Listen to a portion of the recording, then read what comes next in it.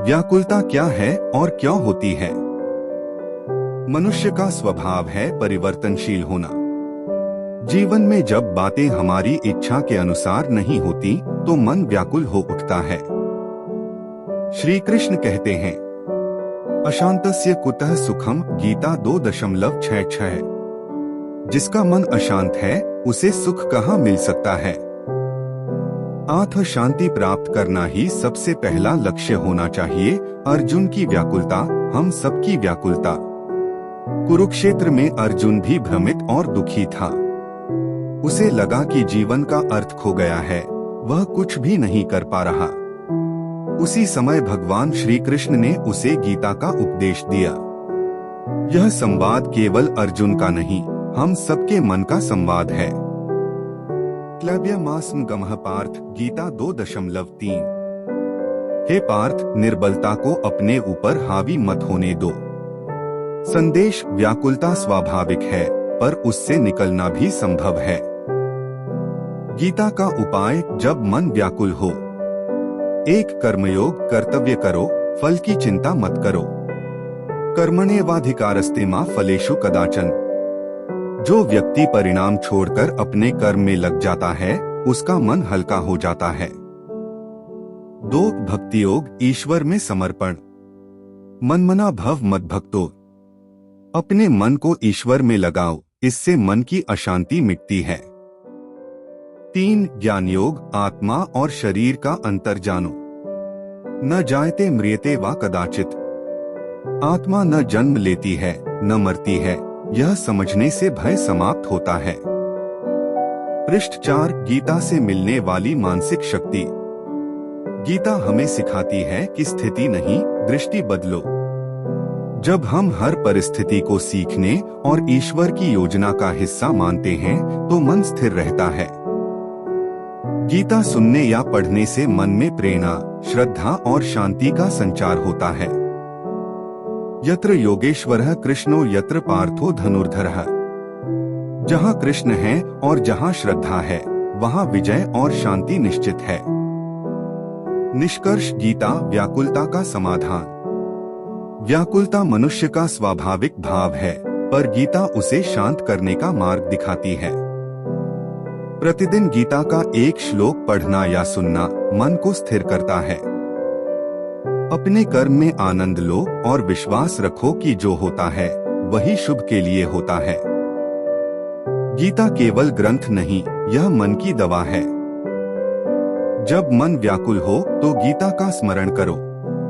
कृष्ण का वचन ही मन की शांति का अमृत है। व्याकुलता मनुष्य के जीवन का एक स्वाभाविक अनुभव है। यह तब उत्पन्न होती है जब हमारे भीतर की इच्छाएं, अपेक्षाएं या योजनाएं जीवन की परिस्थितियों से मेल नहीं खाती। मनुष्य का स्वभाव परिवर्तनशील है, वह निरंतर कुछ न कुछ पाने, करने या सुधारने की चाह में लगा रहता है। पर जब परिस्थितियां उसकी आकांक्षाओं के विपरीत हो जाती हैं, जब इच्छाएं अधूरी रह जाती हैं, जब परिणाम अपेक्षा के अनुसार नहीं आते, तब मन बेचैन, अस्थिर और व्याकुल हो उठता है। यही व्याकुलता धीरे धीरे मानसिक तनाव, चिंता और अशांति का कारण बन जाती है। श्री कृष्ण ने गीता में कहा है, अशांतस्य कुतः सुखम, गीता 2.66। जिसका मन अशांत है उसे सुख कहाँ मिल सकता है। यह वाक्य मानव जीवन का मूल सत्य प्रकट करता है। जब तक मन शांत नहीं होता तब तक कोई भी व्यक्ति वास्तविक आनंद का अनुभव नहीं कर सकता। इसलिए श्री कृष्ण कहते हैं कि जीवन का पहला लक्ष्य मन की शांति होना चाहिए।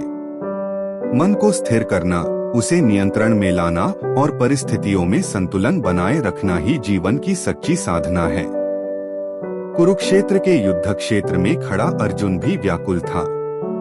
वह अपने कर्तव्य, अपने संबंधों और अपने जीवन के उद्देश्य को लेकर भ्रमित था। जब उसे लगा कि सब कुछ व्यर्थ हो गया है, जब उसने युद्ध करने की इच्छा छोड़ दी, तब भगवान श्री कृष्ण ने उसे गीता का उपदेश दिया।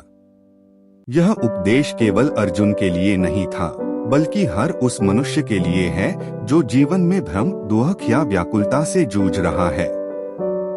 श्री कृष्ण ने अर्जुन से कहा, क्लैब्यमास्म गमः पार्थ, गीता 2.3। हे पार्थ, निर्बलता को अपने ऊपर हावी मत होने दो। यह वचन हर उस व्यक्ति के लिए प्रेरणा है जो अपने जीवन में निराश हो चुका है। यह संदेश देता है कि व्याकुलता स्वाभाविक है, पर उससे निकलना भी संभव है। गीता व्याकुल मन के लिए एक पूर्ण मार्गदर्शक ग्रंथ है। यह हमें सिखाती है कि मनुष्य की व्याकुलता का कारण बाहरी परिस्थितियां नहीं, बल्कि उसकी दृष्टि और मनोवृत्ति है। जब हम किसी घटना को अपनी दृष्टि से देखते हैं, तो उसमें पीड़ा दिखती है।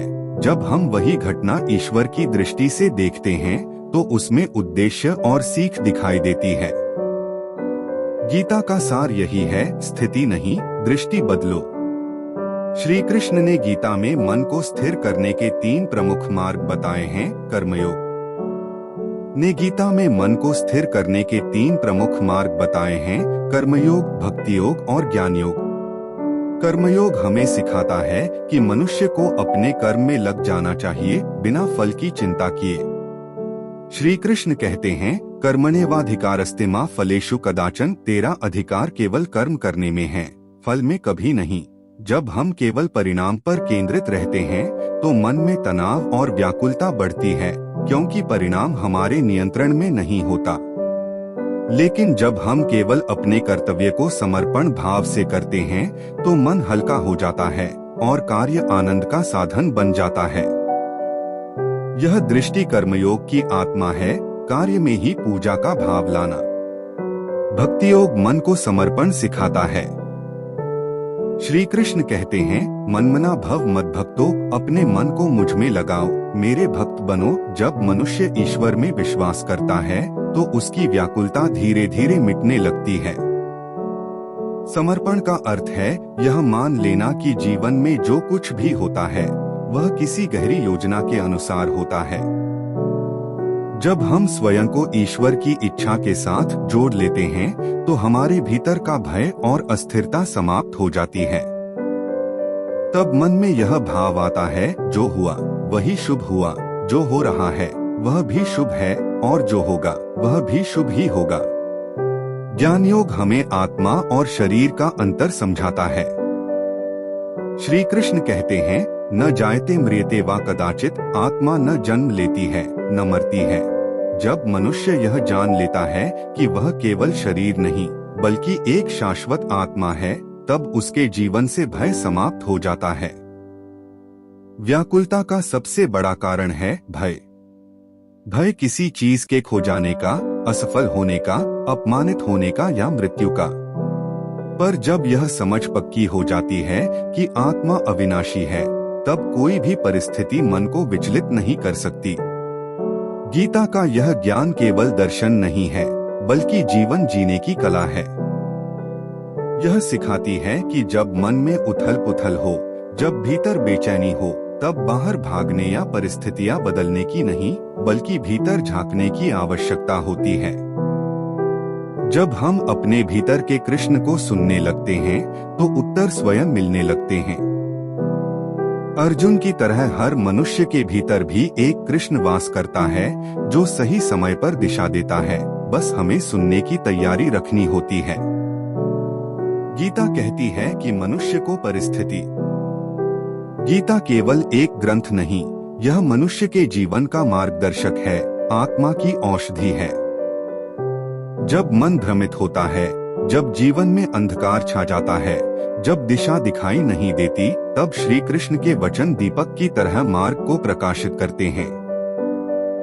गीता के प्रत्येक श्लोक में केवल दर्शन नहीं, बल्कि जीने की कला छिपी है।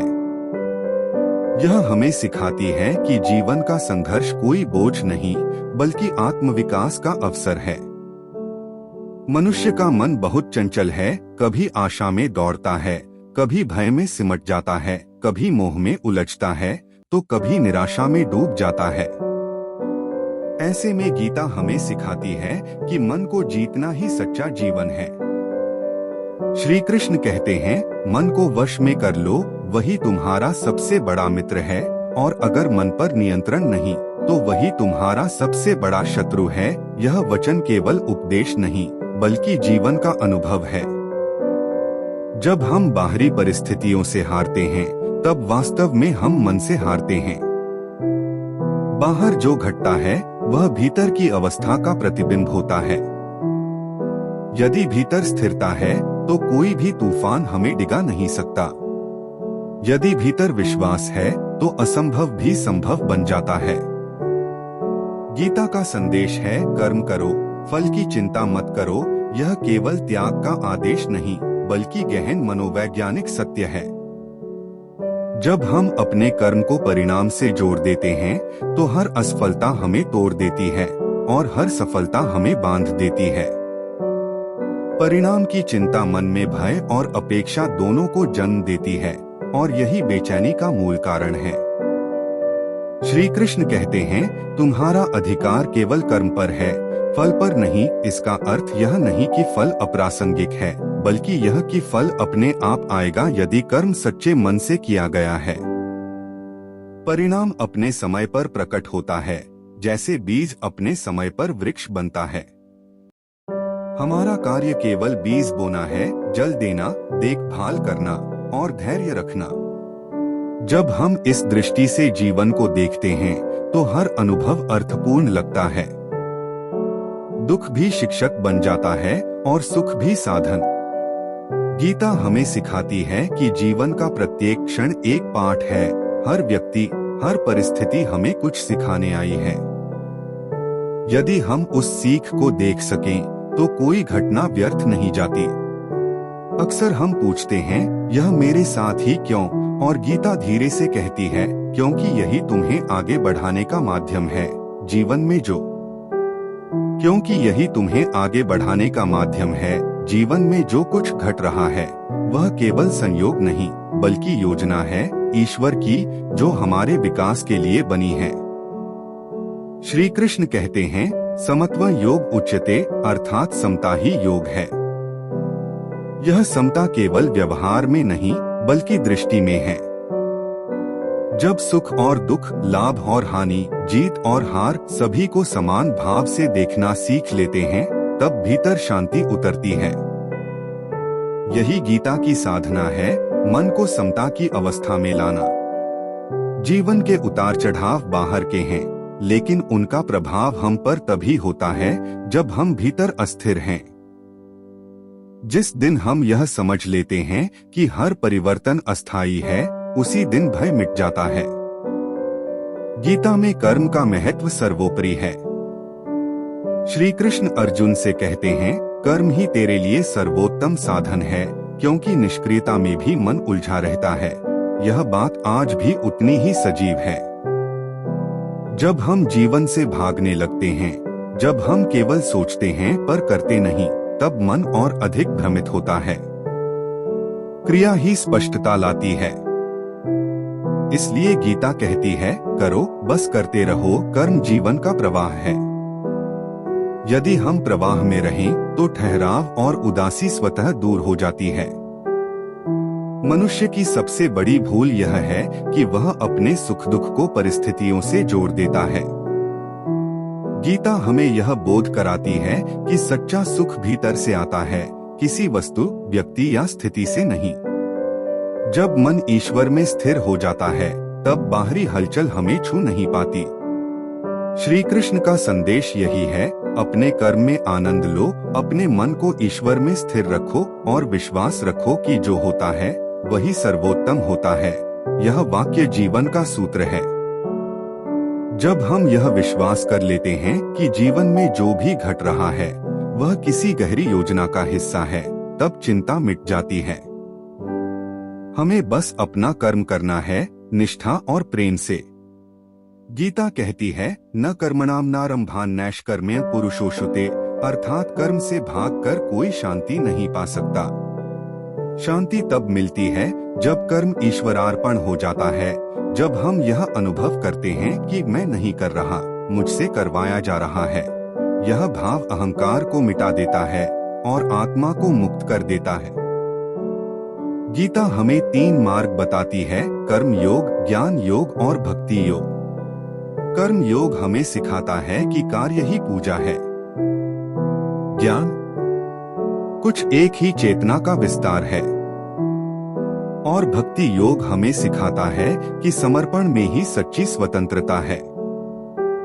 जब ये तीनों एक साथ जीवन में उतरते हैं, तब व्यक्ति संतुलित हो जाता है।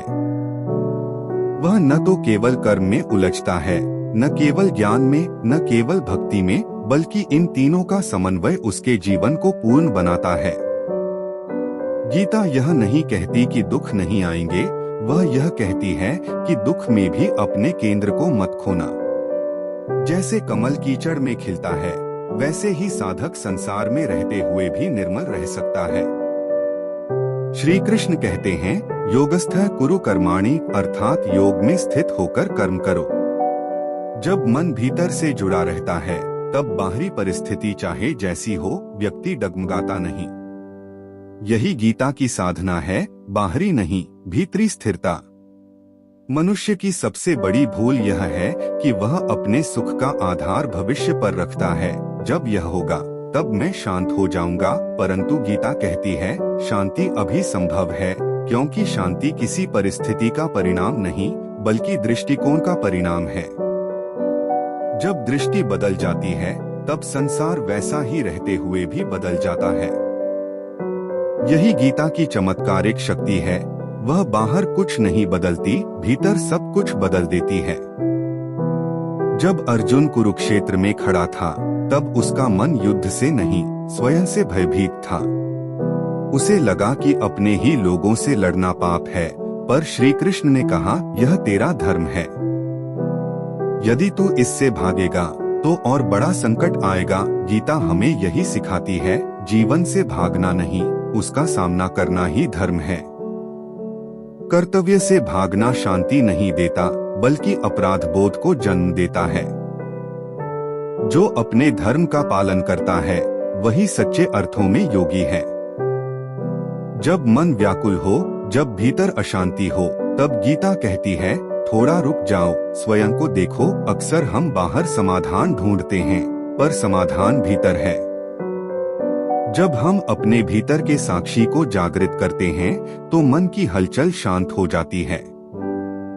उस साक्षी में ईश्वर का अनुभव होता है। वह न पैदा होता है, न मिटता है, बस देखता रहता है।